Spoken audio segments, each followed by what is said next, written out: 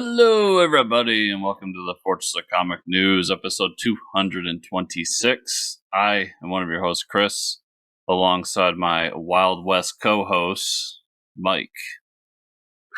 I thought you were going to say like rootin', tootin', shootin', That would have been or better. something. Yeah, I'll help you out next time. Yeah, welcome everybody. Today on the show we have a very relative to that statement, awesome writer Justin Gray. And if you're a Jonah Hex fan, you definitely know who that is. And we'll talk about some other stuff with him. He's got a Kickstarter coming up.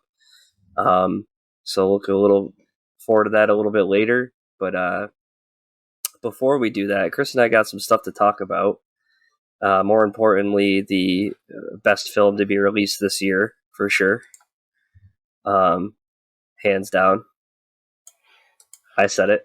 Suicide Squad. Is it Suicide Squad 2? I can never figure that out. Is that in the title? No, it's The Suicide Squad, which is... I get it. It's a soft reboot, so right. You don't want to call it Suicide Squad 2. Yeah. Especially, like, you really don't want to be tied. You want to try to push yourself as far away from that first movie as possible. Mm-hmm. But it is confusing at the same time, especially when you're trying to talk about comparisons between the two. Right.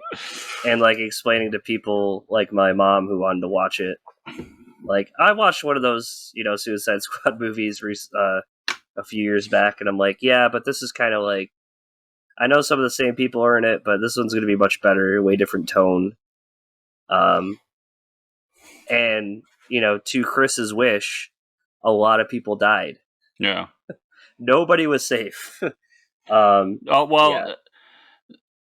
I mean, do you want to get into Suicide Squad now, or do you want to save that for later? No, we'll save it for later, for sure. We'll talk about it. Yeah. So, real quick, everybody, couple weeks away, the 21st, I'm going to be at AnchorCon. So if anybody's in the New York area, check me out there, as well as our good friend Joe and former guest of the show, David Whalen, will be there as well.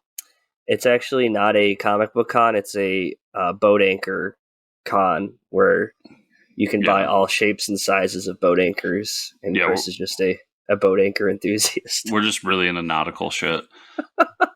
I just love. I want to see everybody wearing like captain's hats, walking around. And also, on this subject of Suicide Squad, I'm doing a panel with some friends on Wednesday on the I Freaking Love Comics channel, and it's nice. It's a debate topic of, is the DC Extended Universe as bad as we say it is? So if you want to join in on that, check it out. Hold on a second. That's like a backhanded compliment right off from the... Like, you're already calling it bad, but you're saying there's some hope there that it's good. So, well, I don't know what our official thesis is yet, but that's kind of how it started. Was like somebody was like, we should just have because we were in a live stream about the Suicide Squad. And I was actually in the minority of saying that the first Suicide Squad is a dumpster fire that should be forgotten about. Really? Yeah, and it amazed me that there's people that actually defend that fucking movie. And somebody suggested, like, well, why don't we have a debate about, like, is the DC Extended Universe really as bad as we say, or is it good, or is it... That movie's bad, but, like, obviously it wasn't the characters because, quite a few of the characters made their way into... I mean, like, I watched it, and, like, Viola Davis, I mean... I could watch Viola Davis scream at superhero or supervillains for like an hour and a half. Like, she's so good. And she was so good in the first Suicide Squad. And they recognize that. But we don't need to talk about it yet, but I'm just going to go off in my rant, but that's the basis of it. Our buddy Danny, who was a co-host on this show when you were out one week, is going to be on it, and our other buddy Miracle Man is going to be on it as well. So it's going to be interesting. I really am putting in time to like go through each DC extended movie and really put my thoughts together. And I did it last night a little bit, and while I still think the DC extended U isn't that great, it's there's only one that's really a dumpster fire, and it's the original Suicide Squad movie. The rest are just kind of middling, in my opinion, or good or great. Yeah, but we can get in more into that when we go talk about Suicide Squad. Yep. TV news. Yeah. Bada bing, bada boom.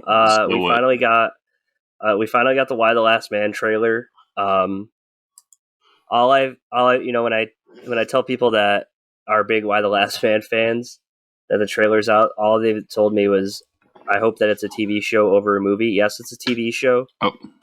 It's a little confusing because, so trailer aside, I'm just talking about the streaming platform. It's FX on Hulu. So it sounds like this show's going straight to streaming. It's not going to be on live television, even though it's going to like the FX channel on Hulu. It's all very confusing to me. I'm not sure how to watch the show yet. I'm not sure how that works either. I thought it was like it's going to be on FX, but then it'll be like also on Hulu at the same time. But because it specifically in the trailer says FX on Hulu, and I'm like, now I'm just confused. Yeah, it looked interesting though. Yeah, I think it looks good. I think a lot of the characters. I mean, you've read? No, you haven't read The Last Man, have you? I haven't. I have not. A lot of the characters are straight copy paste from the book. We see a lot of the main characters. It's hard to really talk about a lot without spoiling anything. Obviously, Ampersand, the monkey's there, so count me in. Yorick, the craziest lead character name, but it works. I will say that like Why the Last Man had such a perfect ending, and it's a little ambiguous, and I just hope they can nail it for TV. Like, the overarching story is amazing. Brian K. Vaughan's an amazing writer, but the ending is like one of the best endings I'll never forget. Nothing crazy happens, but it kind of like leaves you like to think about, what happens after that. Like, but it's not a good or a bad thing. I just think that's been done before, and the only thing that comes up to my mind is Lost, with the whole purgatory thing at the very end of the season, and then they kind of like left it up to speculation. Mm-hmm. Hopefully it doesn't take a wild, crazy turn like that, but from what I saw in the trailer, I think they've definitely taken their time with it, because they've been talking about this for like 10 years. I remember talking about a Y the Last Man show when I was in college, so I think it's been that long, Chris. But overall, I'm excited for it. Yeah, it feels like it's been forever. I don't got much to add other than it looks interesting. Like, I like the premise. Right. And it looks like it's got a budget. Yeah, which I know sounds weird, but like it's important to that show that we actually have the look of actually being given care. Mm-hmm. So other than that, it looks fun. I want to bring this up for TV news. I saw a trailer for this. I didn't even know it was happening. Sci-Fi, of all places. I don't even know who the hell owns that channel anymore. I'm so confused by who owns what. Siffy? Yeah, Siffy. After they changed the thing. They're getting a TV show, a Chucky TV show. Yeah, it's been a thing for a little while. I guess I didn't know about that, but I saw the trailer. I'm like, wow, this looks pretty good. Is this a new movie? And it was actually a TV show, and I'm kind of intrigued. Like, I might end up checking it out. I don't know. It didn't look super cheesy like most of the sci-fi shit that happens. I might check it out, but it was just a little interesting thing I saw, like watching the actual television, because the Olympic Games were on the last couple of weeks. So yeah, because I can't remember. Did the Chucky movie come out where it's like it's an android that went? Yeah. Okay, yeah. So this TV show was actually announced alongside that, because this one's supposed to be more traditional to like it's a serial. Correct me if I'm wrong. I'm not the Chucky historian, but it's a serial murderer's soul inside this doll. Yeah. I'm pretty sure you're right about that. Yeah. And I saw the new movie. That was the one that Mark Hamill voiced, and I thought that was actually pretty good.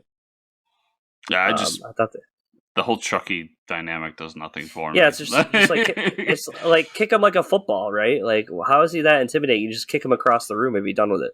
Yeah. But you're excited for this. Star Wars Bad Batch renewed for a second season. Yeah. I really enjoyed this season. It's been weird though. I was talking to somebody about it. I think I'm like 3 episodes behind because I kind of forget it exists, and then one day I'm like, "Oh yeah, Bad Batch," and I watch it for 2 hours straight. But it's a really fun series, and I'm glad because I like the animation style, and I love Clone Wars, so more Clone Wars is a good thing in my eyes.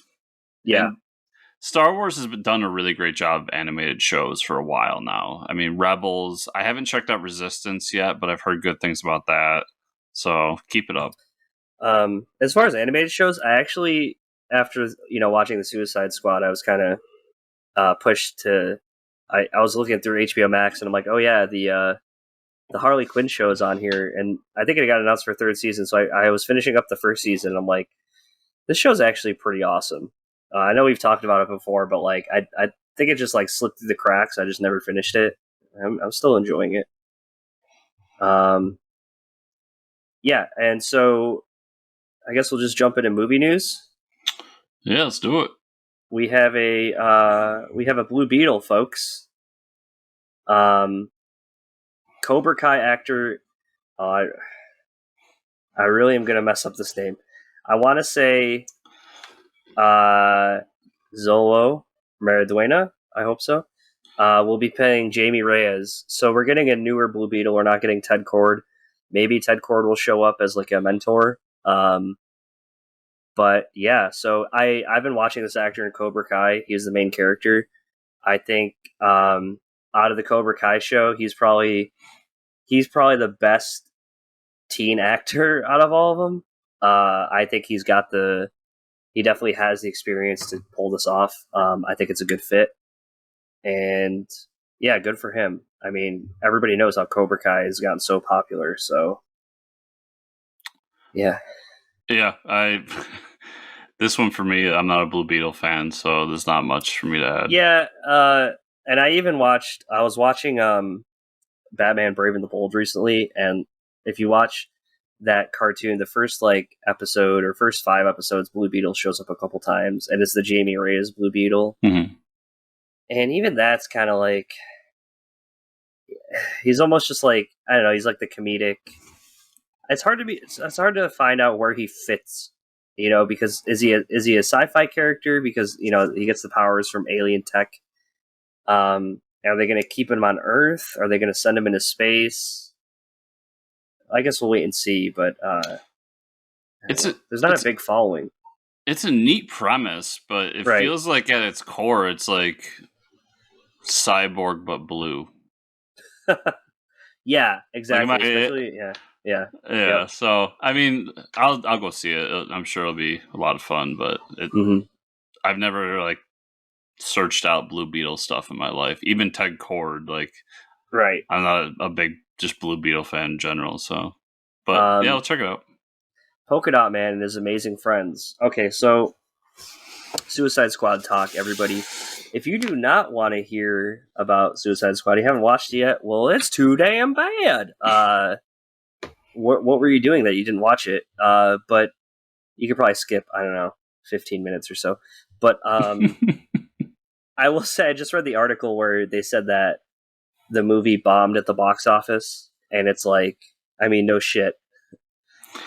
People aren't paying extra for it at HBO.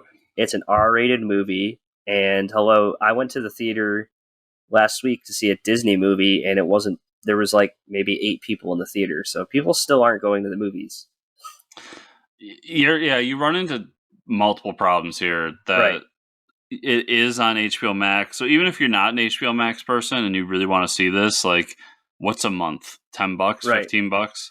Yeah. That's about what it costs to go to the theater. Plus, we're dealing with a possible surge of this new Delta variant, depending on where you live. And so people are kind of back in that, I don't know if I should be going out phase. Yep. So, of course it bombed. I mean, it's tough to even say it bombed in today's world. What is bombed? Because, you look at the reviews, it still has a 96 on Rotten Tomatoes. It had 100% last week. Mm-hmm. And I even texted you about it. I was like, holy shit, this is crazy. I loved it. And even, DC must have loved it because they are already talking about more James Gunn films. Yeah. They're like, what James Gunn tweets? Do whatever movie you want.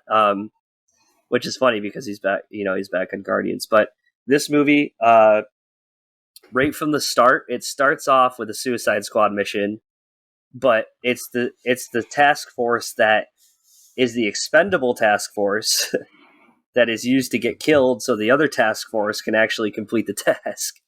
Which is so that part of it was awesome. Like Amanda Waller doesn't give a shit about any of them, right?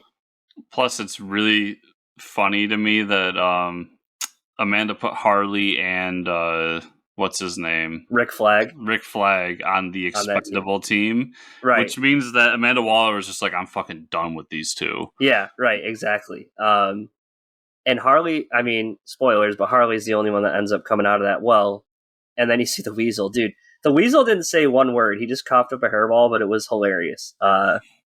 And that whole scene with everybody dying, like, they made I don't even remember his character, but Michael Rooker's character, they made him look so badass. They focused on him the whole time, and then he's just a deserter. He runs away screaming, and they blow up his head. Like, I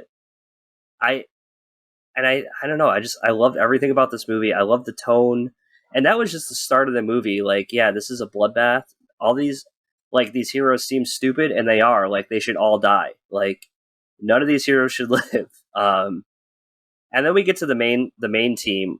King Shark stole the fucking show. I haven't laughed in a movie in a while like this. Like, I thought it was hilarious. I mean, the R rating, it worked. Sylvester Stallone's voice was amazing for King Shark. It's way different than the King Shark that's in the Harley Quinn show, but I still enjoyed it a lot. I was like very worried throughout the whole movie that he was going to die. I'm glad he didn't. I don't know. Idris Elba's character, Bloodsport, was like, his suit was so badass. The way the guns came off it and stuff. Yeah, Starro. I thought we're seeing Starro on, live action Starro on a big screen, and it was terrifying. Like, you see it you read it in comics, you're like, this is kind of like laughable. This is some stupid, sci-fi shit. But the things like attaching to your face and then like screaming and talking through the people, that was really creepy, man. I thought that was insane. Yeah. I'll say, all in all, I really liked it. I think this is the first DC extended universe movie that is great. Mm-hmm. And I'll say great without an asterisk, because I have Wonder Woman great with an asterisk. But my only complaint is, I think that the marketing campaign kind of ruined some things. And I mean, that's not James Gunn's fault. That's not the actor's fault. That's just people trying to promote a movie's fault. Because some of the really great sequences, like, I was like, oh, that was in the trailer. Not only that, that was in all 4 trailers. Right. But other than that, like, I love pretty much everything about it. Like, the story was great. I like how he even went as far as to like justify why the Suicide Squad was there. Right. And I know, like, this is digging real deep on stuff, but like, even the first Suicide Squad movie, like, you could have just called the Justice League, where this one, I feel like, with the twist at the end, you couldn't have called the Justice League to do that. Right. And I want to say, while you bring that up, that was a jab at the last movie, because there's a line in the movie where they say, like, oh, Amanda Waller's like, you guys don't have to fight it, like, pull out of there, because it's their problem. It's not the world's problem, which James Gunn clearly has it stated there that, like, this isn't a world level threat right now. It's just one country. And that right there was like, this movie's perfect, because it's like a city threat. It's not like a world level threat. This is what like, if I was reading a Suicide Squad book, this would be the 5 or 6 issues, and then we're done. We go on to the next thing, Yeah. And I will say, I was right about a lot of things going into this. Like, Harley didn't die. Well, of course. I mean, well, that was a big gripe for me, because everybody was like, he was told he could kill anyone. I'm like, no, he wasn't. Yeah. he wasn't. But although I think my original thesis of like that one team would be taken over by Starro, and that's why the new team had to come in was incorrect. I still was like, okay, the team we got was the team I expected. Right. Which, yeah. These aren't necessarily negative. I'm just, I guess I'm bragging a little bit. But I loved Idris Elba was amazing. Ratcatcher 2 stole the movie, in my opinion. Yeah, I like her more than I like King Shark. Dude, I have no idea who that actress is, and she was amazing. Like, she's fantastic. Yeah, she was so good. I was like, why do I care about this girl who grew up with rats? Yeah, that was awesome. I love Cena's character, and like, I don't know if you've watched it a second time yet, but going back and watching it, like his kind of heel turn actually fits into the plot. Because like there's things that are said throughout the movie that's like, oh yeah, fucking Peacemaker's a piece of shit, and of course he was going to turn on the team the whole time. Right. Right, exactly. Yeah, Starro was amazing. My only complaint about the movie is that they killed the best character in Polka Dot Man. And there was something else. Yeah. It'll come back to me, but yeah. I thought, and you saw the after credits scene. How yes, I like the whole dynamic of like Waller's doing some crazy shit, and the people that work for her are kind of like not letting, like, she might be crazy, and like, you know, the wall, but like the people that are working for her are like, this lady's a little crazy. You know, I liked how the people for Waller were like questioning all the crazy batshit stuff that she was doing. Yeah, what was the woman's name that plays Amanda Waller? Oh my god, I just had her name. But she's got just the perfect amount of like perfect amount of bitch. Yeah. For lack of a better word. Yeah. And perfect amount of like badass that she plays an amazing Waller. Yeah. And I remember what I was gonna say. I also there's moments throughout this where they took the two characters that worked in the first movie, which is Waller and Flag, and they really did make them a big part of this movie and a big part of the plot. But the one other than Harley, which Harley's a tough nugget to crack because you're not going to kill Harley for very obvious reasons. Yeah. But the one character other than her that made it over to this team, which was Captain Boomerang, they very quickly were like, "Nope, you're dead." Yeah. And it felt to me like Gunn being like, "This isn't that movie," and we were getting as far away from it as we can. Other than the fact that we have these three main characters that we kind of have to have. Right. But those three characters all are the best parts of that first movie. Yeah. And I agree. Man, and I'm really excited for the Peacemaker show. I thought John Cena's character was pretty hilarious. The scene, one of the best scenes was like the realization of Peacemaker and Bloodsport. Like, they hired us, but we're literally the same person. Like, why are we on this team where we do the same exact thing? And then they have the scene where they're like trying to like compete killing dudes, and then like they show up like, where are all the rebels? It's like, why aren't my men alerting me? It's like, we just killed them. which that line was the first line of my second watch through, where I was like, that's the line that's hinting like he's here because he's going to turn on you all. Right. Like Bloodsport's there to lead the team so that there's a compass to go to, but Peacemaker's there because Waller knows she can control him. Yeah. And that's kind of how they've been playing him. Well, they've been playing him in the comics like he's against Waller. So, like, he's the one doing the shady shit behind Waller's back in the comics right now. So, I really liked his character, though. I thought, like, he had the sword and everything. That was pretty awesome. And then, like, the size of his gun when he puts the silencer on is just ridiculous. Yeah. I don't know. It was just a really enjoyable movie. And I hope they keep James Gunn on the Suicide Squad because I thought it was really enjoyable. Yeah, I hope he gets another shot at Suicide Squad. Like, I don't know if I want him. I'm sure if we dug deep, we could find something else I would want him on. like maybe a Booster, a Blue and Gold Oh, movie or something. yeah. But really, I would just want him to stick with Suicide Squad. And the only tough part there is that you're probably going to have to establish new characters every time around. I mean, if we're the two people that know it, there's a lot of shitty villains out there, Chris. Yeah, I mean, listen, James, Codpiece is still out there. Codpiece is still there. Dude, what about Arms Fall Off Man, where he just starts, like, slapping, like, everybody thought it would be this epic moment, and he just, like, starts slapping the guys in the face. I was like, what is that?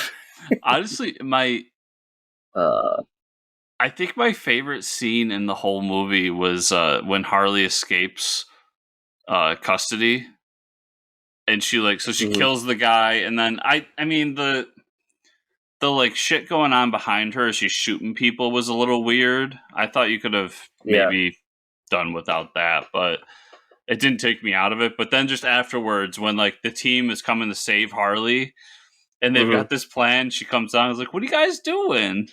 Yeah. And then she starts, and they're like, "Yeah, we came here to save you." And she starts crying. She's like, "Well, I can go back in." I was like, "That's funny." Yeah, yeah. It was good shit. I will say this: I enjoyed Harley Quinn in that movie, and I'm not. You know me; I'm not a huge Harley Quinn fan. So, yeah, it was another moment where I thought about it because I knew you were gonna feel the same way I was. It's like the Harley Quinn spin around of 2021 for us. Yeah, it's been wild. I'm watching a cartoon with her. You know, I really liked her in Birds of Prey. Like, we're both reading the comic series. Like, it's I can't believe it. It's happening though. It's proof to me that any character can be good if you just get the right. I mean, this is even a situation of the right multiple people to push the character in the right direction. Right, exactly. All right, well, with that, let's hop over to this awesome interview we have with Mr. Justin Gray, and we'll see everybody on the other side. And we're back. Check him out. All the cool stuff he's doing. Spicy Pulp coming back to Kickstarter, so be on the lookout for that. And I guess we'll just jump into the little bit of comic news we have here, Chris. Yeah. This will probably go quick, everybody. Yeah.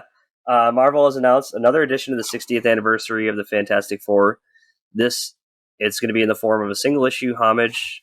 I don't know. To homage. Sorry. Homage. To some classic stories. Fantastic Four Anniversary Tribute #1 will have redrawn versions of Fantastic Four #1, Fantastic Four Annual #3, in the vein of last year's Captain America Tribute #1. A few of the artists on this issue include Brian Hitch, Daniel Warren Johnson, Javier Rodriguez, John Romita Jr., Marco Cicchetto, Neil Adams, and many more. That sounds pretty cool. As someone who's never read those issues, I'll probably check that out. Yes, I grabbed the Captain America tribute one. Right. And it's really cool. So I think there's something like 50, maybe 60 artists on it. Mm-hmm. And it's because one artist does one page, and they recreate the page based on the original script and everything. That's cool. And it's neat. Yeah. It's a neat thing to do to kind of, pay tribute to those comics that are very, very important. Mm-hmm. Yeah, I think that's a really cool thing. DC does that a lot too with their main characters. But all right, let's talk about what we read this week. What do you think? Yeah, so I'll jump in right here and say that I was able to get to the comic shop I had one day this week where I was able to go. Oh, okay. And when I went, shop was closed. Oh, man, that sucks. So I did not get my books this week, so I will have very little to say. All right, you'll have a lot to talk about next week, though. Yeah, I can't say I read Harbinger Volume 2 for my Club Valiant show, and it's not good. Still not liking Harbinger? No, it's still a little rapey, and a lot of the characters are unlikable, and it'll be very interesting, because I think next week we're talking to the writer of that book. Oh, boy. Well, honestly, you've, I haven't seen you shown this much distaste with a book since, My Little Pony, so... It's just, the characters are so unlikable. and that might be just a me problem. Like, Yeah. the rapey thing is a whole different story. But even like the woman who the lead character, I say he raped her, but like I guess there's an argument there. But even her, like she becomes a main character, and I just dislike her too. Mm-hmm.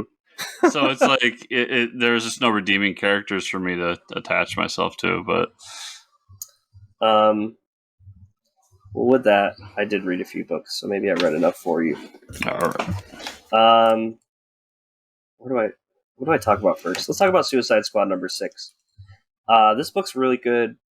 We know that Bloodsport has been sent to Earth 3 to get the crime syndicate to work for Amanda Waller. And now, Bloodsport's in trouble because Ultraman's fighting him. So she sends her Suicide Squad, which is Connor, Kent, and everybody. Well, the person that shows up to meet them, because they get teleported somewhere else, because they're in trouble. Ultraman's about to kill them all, so they get away from him.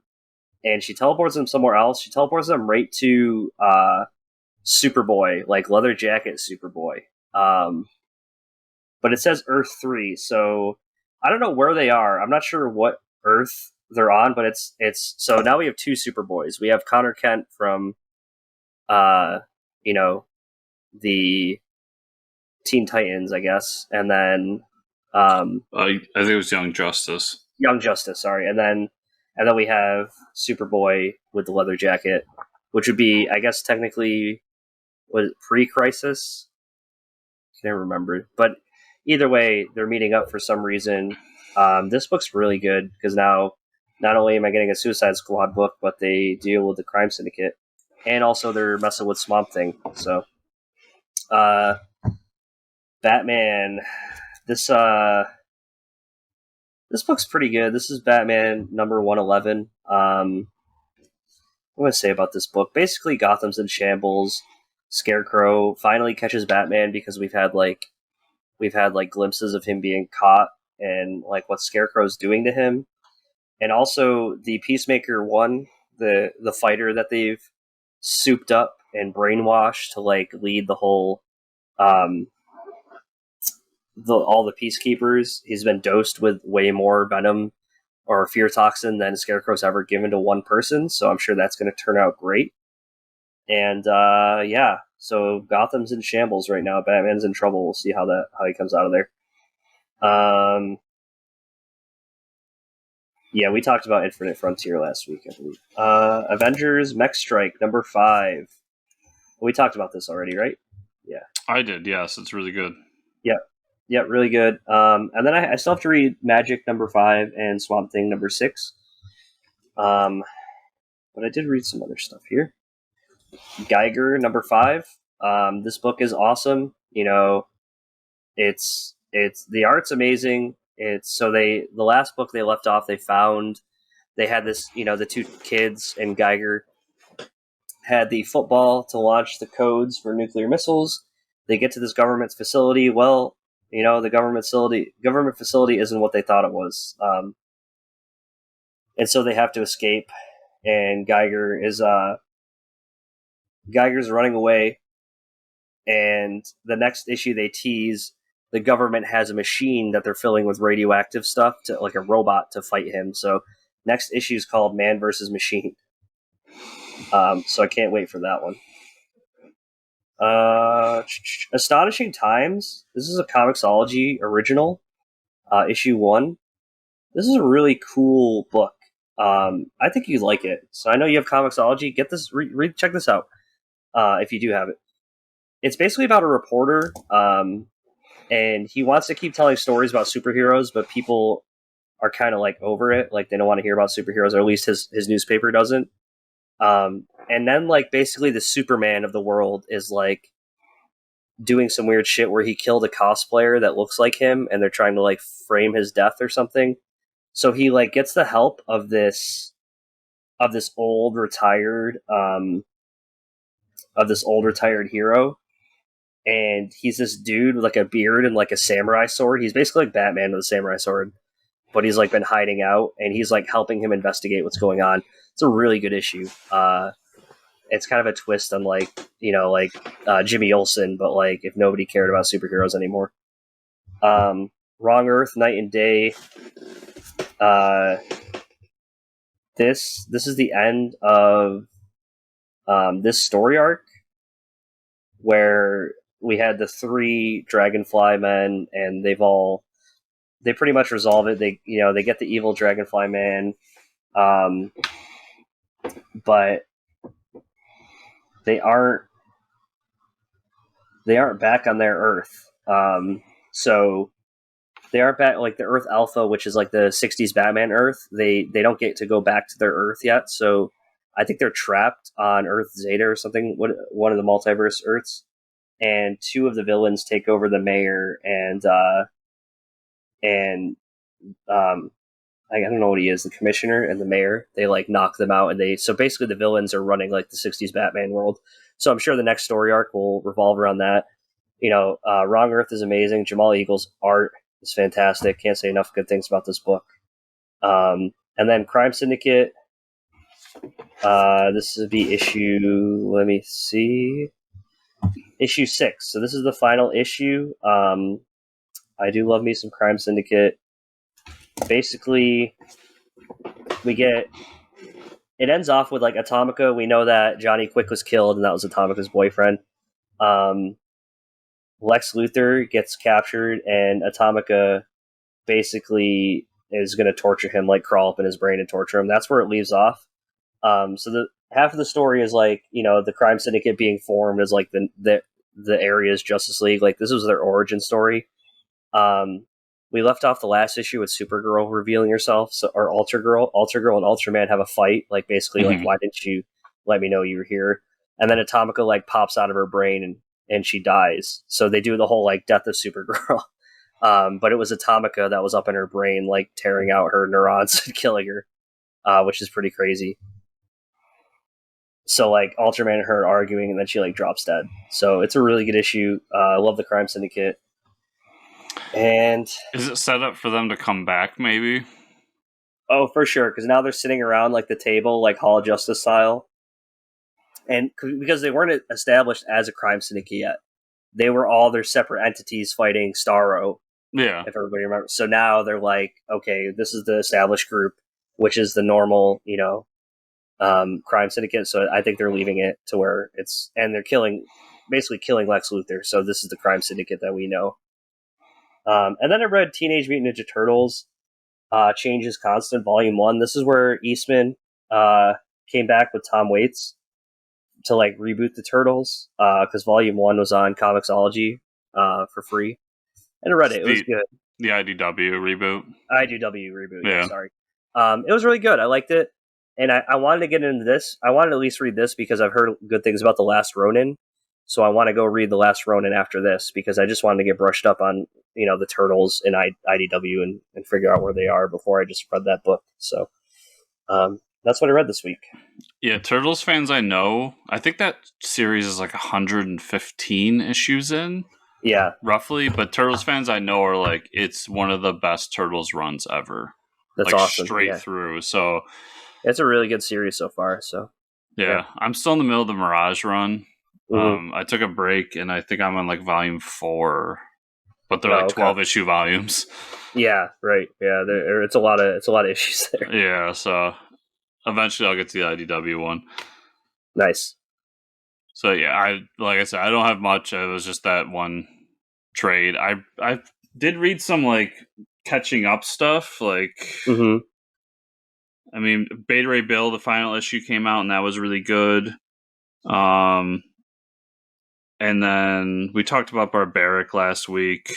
Yep, that book's... And the creator announced something on Twitter that they're going to be doing more. He's like, we have plans for, more issues, more tie-ins, so I'm excited for that. Yeah, and then I think we talked about United States Captain America too.